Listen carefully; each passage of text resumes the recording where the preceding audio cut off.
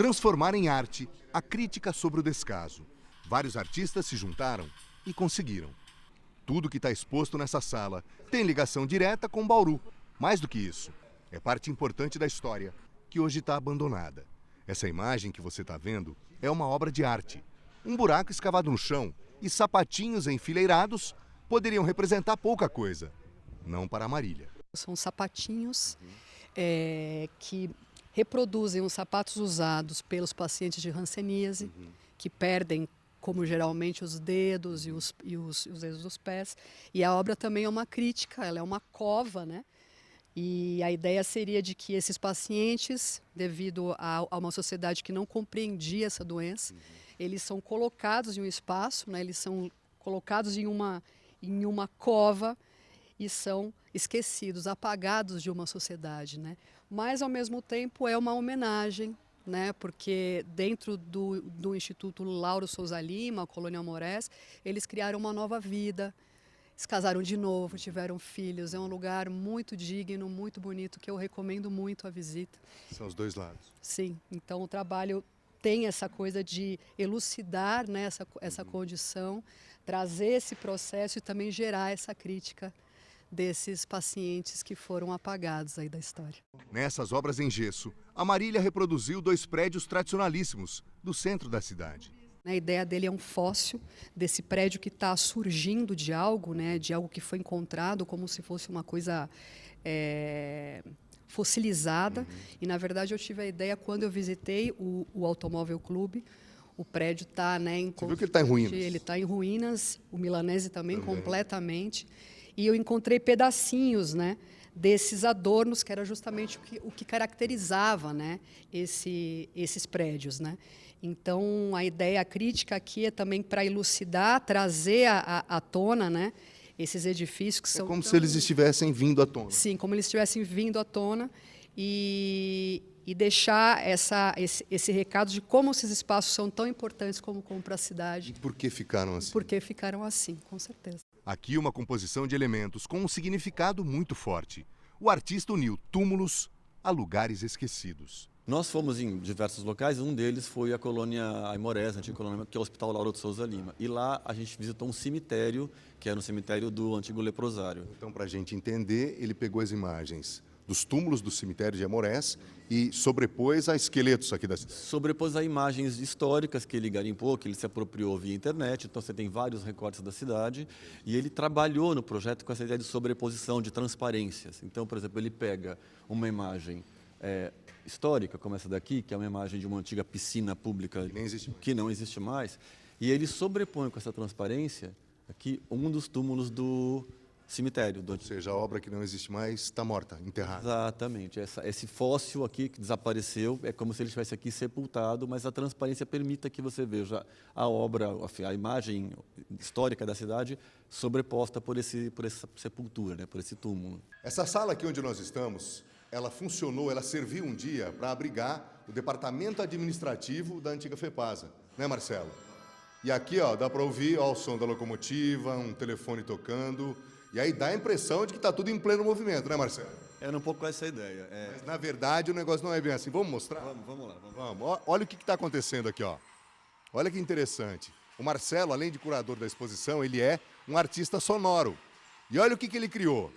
Ele pegou esse móvel, antigamente chamado de escaninho, onde ficavam os malotes que vinham ou saíam das estações aqui de Bauru, colocou várias caixas de som e nessas caixas, ou por elas, tudo quanto é tipo de som relacionado ao movimento da ferrovia, né, Marcelo? Pois é uma história pessoal bastante importante para mim, porque na minha adolescência, 15, 16 anos, eu fui funcionário da FEPASA, um aprendiz administrativo. Vivi isso aqui em pleno funcionamento. Eu, inclusive, trabalhei nesta sala. Nessa sala? Nesta sala. E quando nós viemos visitar esse espaço, eu estava concebendo possível trabalho ainda, eu entrei aqui e falei, nossa, eu lembro desse espaço em funcionamento, com os trens passando, com toda a máquina administrativa funcionando. E eu falei, eu vou fazer uma recriação dessa ambiência sonora. Como é que você conseguiu? E essa é a grande curiosidade. Como é que você conseguiu tanto som?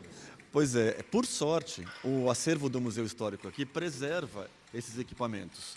Ele tem boa parte da máquina administrativa, os equipamentos mesmo guardados aqui. Vamos tentar identificar, ó, uma máquina de de escrever. Duas, um telefone chamando, vai aparecer também calculadoras mecânicas, o trem, Olha o trem passando pela linha, passando, exatamente. pelos trilhos. Pelos trilhos. Porque era uma dinâmica, a gente trabalhava aqui, então todo esse universo da administração era constantemente interrompido pela passagem das composições férreas. Né? Você recriou de maneira sonora, evidentemente, aquele ambiente no qual você viveu. Sim, e é legal que assim, essas máquinas que vocês estão ouvindo aqui são máquinas do acervo, elas estão guardadas aqui. Então eu vim aqui para registrar esses sons e para poder fazer a composição dessa peça sonora. A gente fala peça sonora porque ela não é uma peça musical, ela é uma ambiência sonora criada a partir desses registros. E, inclusive eu tive a oportunidade e a chance de encontrar, de localizar em Bauru, 3 outras ferroviárias que trabalharam comigo nesse espaço e elas vieram até aqui durante a produção do trabalho para dar um depoimento. E trechos das vozes delas também aparecem em alguns momentos nessa peça sonora. Há uma ideia crítica aqui também. Há uma ideia de memória muito forte, né, de resgatar esse passado ferroviário, que foi muito importante para a cidade, né, mas também uma crítica do que foi feito com todo o acervo dessa ferrovia. Hoje só temos os sons, não temos mais isso aqui, em espécie, em imagem, em ação. E o que temos hoje, que restou fisicamente, está muito degradado. Se a gente pegar todos os pontos que nós visitamos, por exemplo, ao longo das pesquisas, a estação de triagem, a própria sede da Noroeste. Ou seja, nada disso existe mais, só em som. Existe e, ao mesmo tempo, fossilizado. Né? Quer dizer, são marcos que estão ali na paisagem da cidade, inacessíveis para a população de alguma forma, mas que fazem parte muito importante da memória da cidade. Preste atenção nessas imagens. Elas são a visão artística, porém crítica, do prédio do INSS no centro. Novamente, a crítica sutil e ácida sobre um imóvel histórico. Essa obra se chama Elefante Branco. Tá? Ela foi totalmente inspirada no prédio do antigo INSS, na verdade, que é uma obra importantíssima na arquitetura bauruense, um prédio modernista super característico. E o Edmar Almeida, que é o autor, que é de Franco da Rocha, durante as nossas pesquisas aqui, ele se encantou com as texturas do prédio, com as transparências do prédio e também com os danos que o prédio... Detalhe que é um prédio moderno para a época, uma concepção diferente. Um dos poucos exemplares de arquitetura moderna presentes ainda em Bauru. São 3 ou 4 no total aí, mas ele certamente é um exemplar muito importante. E está bastante deteriorado. Mas tem uma riqueza artística muito considerável. Sim, um patrimônio arquitetônico sem dúvida nenhuma. E o Edmar pegou vistas desse prédio, né, inclusive mostrando as pichações, os danos, as rachaduras, para transformar isso em gravuras. São representações do prédio feitas não por fotografia, nada, mas por gravuras que demonstram aí o estado e primeiro, a imponência do prédio e o estado ao que ele está reduzido hoje.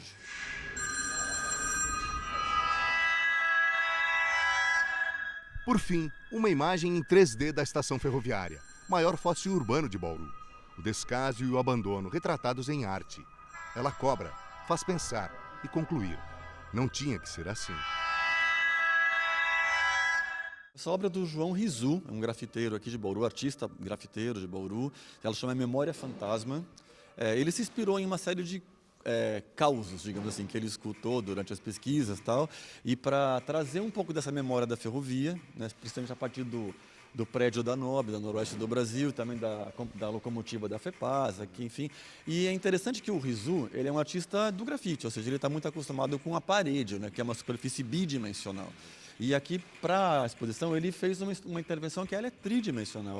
Ele trouxe 3 layers, né? 3 camadas de visualidade a partir de 3 recortes diferentes. Então, você tem um operário, você tem a máquina, né, ferroviária, a locomotiva, você tem o prédio da NOB atrás, e como se fossem superposições de 3 cenas diferentes aqui relacionadas à memória da estação, sobretudo. Também tem uma crítica.